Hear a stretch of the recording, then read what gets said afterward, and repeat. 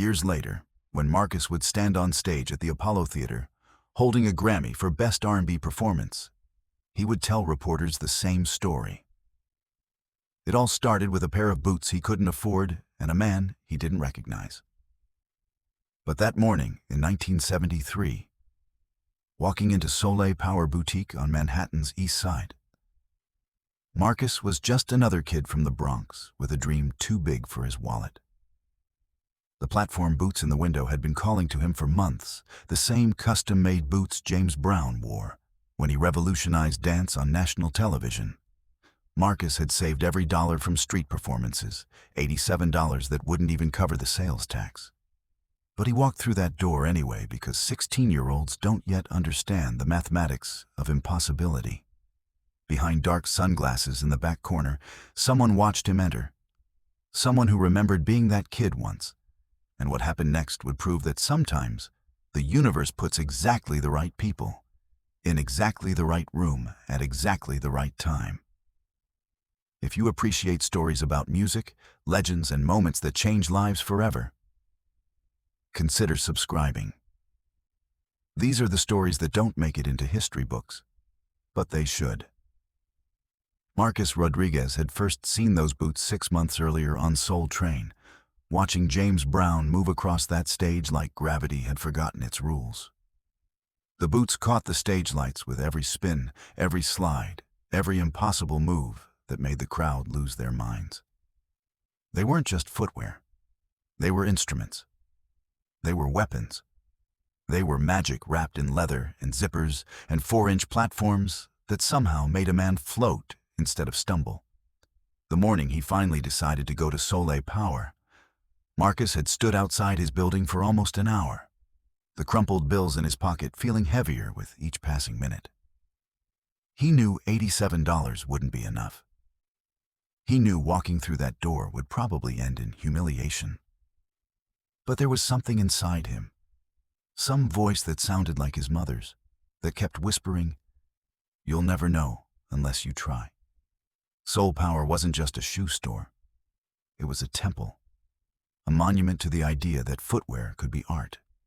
The boutique occupied a corner building on East 47th Street, its windows dressed like museum displays, each pair of shoes elevated on individual pedestals under carefully positioned spotlights.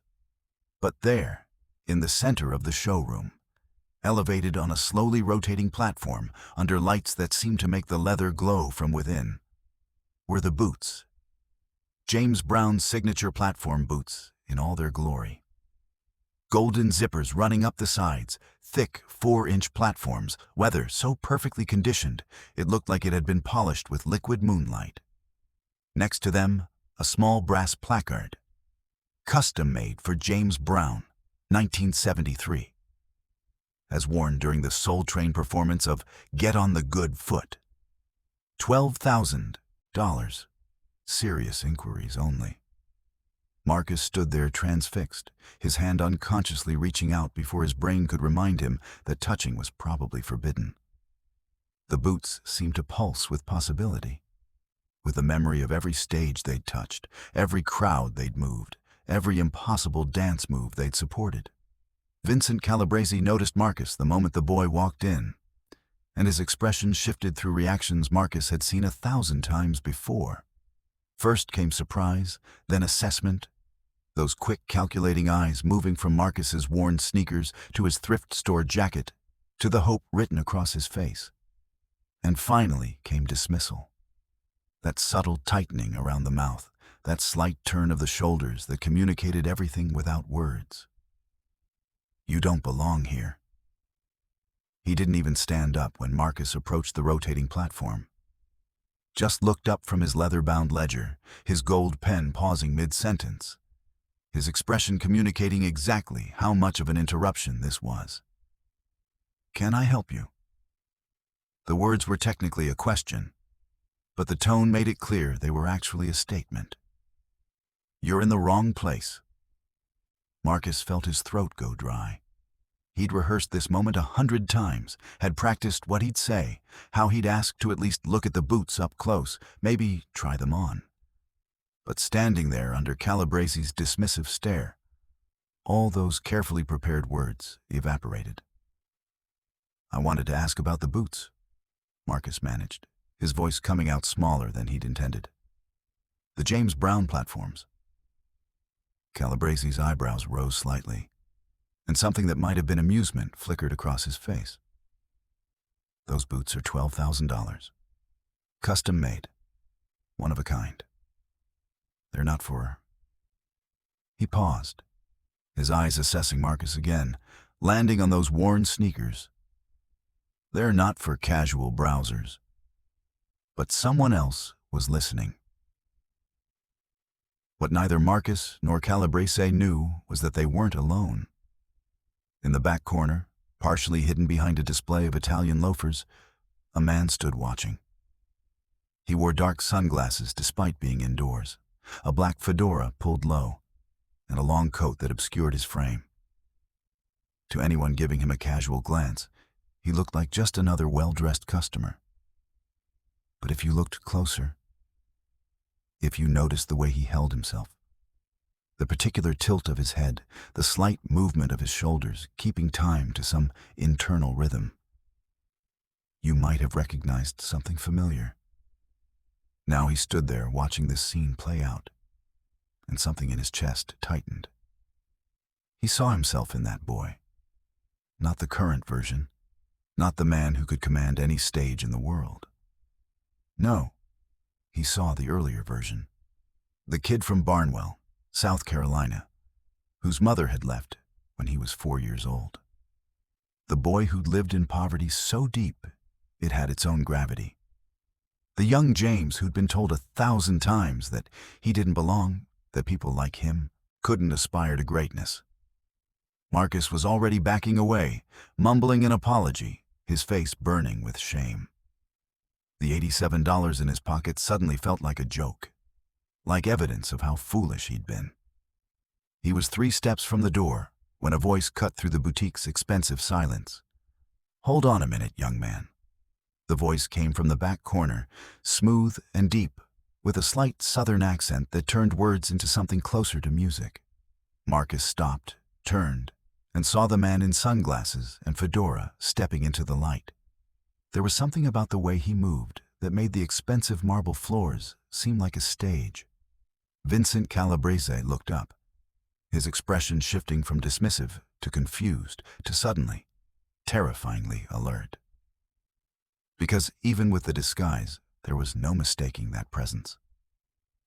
"Mr. Brown," Calabrese stammered, standing up so fast his chair scraped against the marble. "I didn't realize you were still here. I thought you were in the back room." But James wasn't looking at Calabrese. He was looking at Marcus, his head tilted slightly, a small smile playing at his mouth. He reached up slowly and removed his sunglasses, and Marcus felt his entire world tilt because suddenly he was looking into the eyes of James Brown, the actual James Brown, the man whose moves he'd studied like scripture. "You interested in those boots, son?" James asked, his voice gentler than Marcus expected, warm in a way that made the question feel like genuine curiosity. Marcus couldn't speak. His throat had closed up completely, and all he could do was nod. James walked over to the rotating platform, his movements economical and precise. He looked at the boots for a long moment, reaching out to touch the leather with something like affection. Then he turned back to Marcus, and something in his expression had shifted, had gone from entertainer to witness. "Let me tell you something about these boots," James said. And the boutique went so quiet that Marcus could hear his own heartbeat. "I wore these on Soul Train, that's true. Wore them when I performed Get on the Good Foot, when I showed the world a new way of moving. People saw these boots and thought they were about style, about flash. And they were. But they were about something else too." He paused. And in that pause, Marcus felt like the entire history of struggle and triumph that James Brown represented was somehow present in the room. These boots were about transformation. See, I grew up with nothing. Worse than nothing. Grew up in a place where people looked at me the way He glanced at Calabrese, and the shop owner's face went pale. The way some people look at you, like you're less than, like you don't deserve to dream. And I wore these boots to remind myself and everyone watching that where you start doesn't determine where you finish. James turned to Vincent Calabrese, and his expression was no longer warm. This was judgment delivered with surgical precision. Vincent, how long have I been a customer here? Calabrese swallowed hard. 10 years, Mr. Brown, since my father was running the store. 10 years. And in those 10 years, how much money you think I've spent in this boutique? 30, 40 custom pairs, each one costing more than most people make in a year? This young man came into your store with a dream. He came in here with hope. Came in here believing that maybe, just maybe, if he worked hard enough, saved long enough, wanted it badly enough, he could have a piece of what I have. And you looked at him like he was dirt. Looked at him like his money wasn't green enough, like his dreams weren't valid enough. The boutique had become a courtroom, and everyone present knew the verdict before it was delivered. I know what that feels like. Know what it's like to be judged before you open your mouth. Know what it's like to have people decide you're nothing based on your shoes, your clothes, your skin. And I promised myself a long time ago that if I ever got to a place where I had power, where I had the ability to change that equation, I would. Every single time. He turned back to Marcus, and the boy was crying now.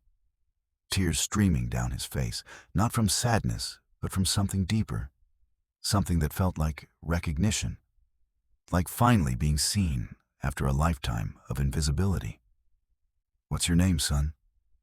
Marcus, the boy managed. Marcus Rodriguez. You dance, Marcus? Marcus nodded. Show me. And right there, in the middle of Soleil Power Boutique, on white marble floors that had probably never been used for anything more energetic than walking, 16-year-old Marcus Rodriguez began to dance. He started slow, finding his center, letting the rhythm build inside him like it always did. His feet remembered the subway platform concrete, the basketball court asphalt, every surface he'd ever turned into a stage. Then the music in his head kicked in, that eternal beat that lived in his bones, and Marcus transformed. He hit the good foot, James Brown's signature move, but it wasn't imitation. It was conversation. His body added punctuation marks James had never written, syncopations that came from the Bronx, from salsa rhythms bleeding through apartment walls, from the way his grandmother's hands moved when she cooked. He spun and the boutique's chandelier became stage lights. He slid and the marble became Soul Train's floor. His worn sneakers scraped and squeaked, making percussion out of poverty. James Brown's face changed as he watched. The entertainer's mask fell away, replaced by something raw, recognition, respect, remembering. His head began to nod, keeping time. His shoulders started moving. 40 years of performing, of being the best. And here was this kid, making him feel it again. That first pure hit of what dance could do. What it meant when someone moved like their life depended on it. Because it did. Calabrese stood frozen behind his counter, watching his most valuable client watch this boy dance. And the mathematics of his mistake began calculating themselves in real time. Every dismissive glance, every condescending word, adding up to a sum he couldn't afford. Marcus finished with a freeze, one hand extended toward the boots on their platform, his chest heaving, sweat on his face, catching the boutique's perfect lighting. For 3 seconds, nobody moved. The silence was absolute. Then James Brown smiled. Not the performance smile. Not the one for cameras, but something deeper and more true. You've got it, James said simply. That thing you can't teach. That thing that's either in you or it's not. You've got it. What James Brown did next wasn't just generosity. It was revolution delivered in a simple gesture. He pulled out a black credit card and handed it to Vincent Calabrese, and his voice was quiet but carried the weight of commandment. "Ring up those boots, the ones on the platform. Ring them up at full price, $12,000. Calabrese's hands shook as he took the card. "Yes, Mr. Brown. Right away." "And Vincent," James continued, and the shop owner froze. "After today, I won't be coming back here. You understand? I've spent 10 years and hundreds of thousands of dollars in this boutique. But I won't spend another cent. Because I don't do business with people who think money is the only thing that matters." The color drained from Calabrese's face as he realized what he'd just lost. James Brown wasn't just a customer. He was the kind of client other clients followed. And in his casual cruelty toward a 16-year-old kid, Calabrese had just destroyed that relationship beyond repair. But James wasn't looking at Calabrese anymore. He was looking at Marcus, and his expression had softened into something almost paternal. "Marcus Rodriguez, I'm buying you those boots. But I want you to understand something. These aren't just shoes. They're a responsibility. They're a reminder that when someone gives you a chance, when someone believes in you before the world does, you carry that forward. You hear me?" Marcus nodded, still unable to speak. "One day, when you've made it, when you're standing on stages and people know your name, I want you to remember this moment. And I want you to find some kid who reminds you of yourself, some kid who's got the dream but not the door. And I want you to open that door. That's the price of these boots. You pay it forward. You understand?" "Yes, sir," Marcus whispered. "I understand." James smiled, reached out and put his hand on Marcus's shoulder. "Good. Now let's get you fitted properly. Can't have you wearing boots that don't fit right. That's how you ruin your feet and your career in one go." When they finally left the boutique, Marcus carrying the boots in a custom leather bag, James stopped on the sidewalk and turned to face the boy. The afternoon sun caught his face, and for a moment, Marcus saw past the legend and saw just a man who remembered being young and scared and full of dreams that seemed impossible. "Marcus," James said, his voice serious now, heavy with wisdom that only comes from living through struggle and emerging triumphant. "Life is going to tell you no 1,000 times. Going to tell you that you're not enough, not rich enough, not from the right place, not the right color. And most of those times, you're going to have to find the strength inside yourself to keep going." He paused. And in that pause, decades of experience seemed to compress into a single moment of truth. But every now and then, if you're lucky, someone will say yes. Someone will open a door. Someone will believe. I remember standing outside recording studios in Georgia, watching through windows at musicians who looked like they'd been born with instruments in their hands, thinking I'd never get my shot. Then one day, somebody let me in. Just opened the door and said, "Let's see what you got." That moment, that one person saying yes when everyone else said no, that changed everything. James reached into his pocket and pulled out a business card, simple and elegant, with just a name and phone number. "You call this number next week. There's a talent showcase I'm putting together. Need young dancers. You're going to audition. You're going to make the cut. And you're going to show the world what I saw today. Agreed?"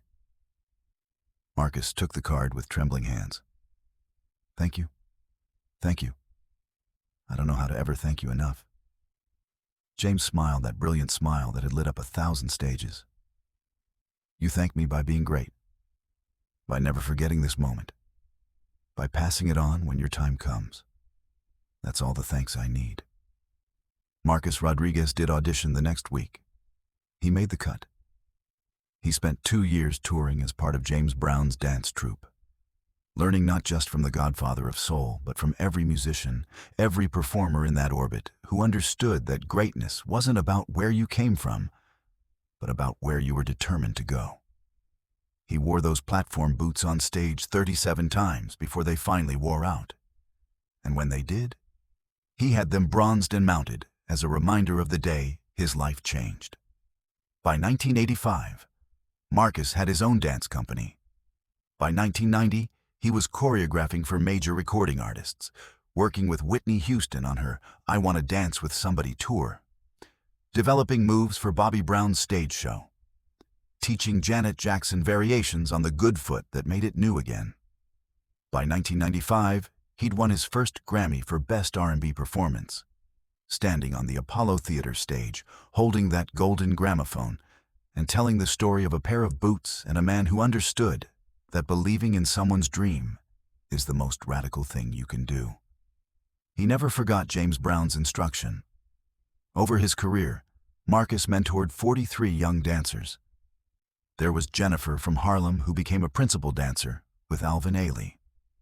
Miguel from the Lower East Side, who choreographed 3 Broadway shows. Shanice from Queens, who now runs the biggest hip-hop dance academy in New York. He paid for 12 kids to attend performing arts schools and started a foundation that provided shoes and dance gear to low-income youth across New York City. Every single pair of shoes that foundation distributed came with a card that read, "These are a responsibility. Pay it forward." But history remembered Marcus Rodriguez. History remembered the kid from the Bronx who wore platform boots too big for his feet and dreams too big for anyone to contain. History remembered because James Brown made sure it would. Because he understood that greatness isn't hoarded, it's shared. And that the most powerful thing a legend can do is create space for the next generation to emerge. And somewhere right now, there's another kid with a dream too big for their circumstances, standing at another door, gathering courage to knock. And the only question that matters is whether someone will be there to open it. Because that's how legends are made. Not just in the spotlight, not just on stage, but in small moments of grace, when someone with power chooses to use it, not to elevate themselves, but to lift someone else. In moments when belief becomes action, when generosity becomes revolution, when a pair of boots stops being just shoes and becomes a bridge between what was and what could be. That's the story of the boots that changed everything. Not because they were expensive or custom-made or worn by a legend, but because they represented something bigger than fashion, bigger than funk, bigger than any one person's story. They represented the idea that greatness isn't about keeping others down, it's about pulling them up. That success isn't about closing doors behind you, it's about wedging them open for everyone who comes after. And on that morning, in 1973, in a boutique that no longer exists, James Brown taught that lesson in the most powerful way possible. Not through words or music or performance, but through action. Through seeing a kid who reminded him of himself and deciding that this time, the story would end differently. This time, the door would open. This time, the dream would survive. This time, someone would say yes.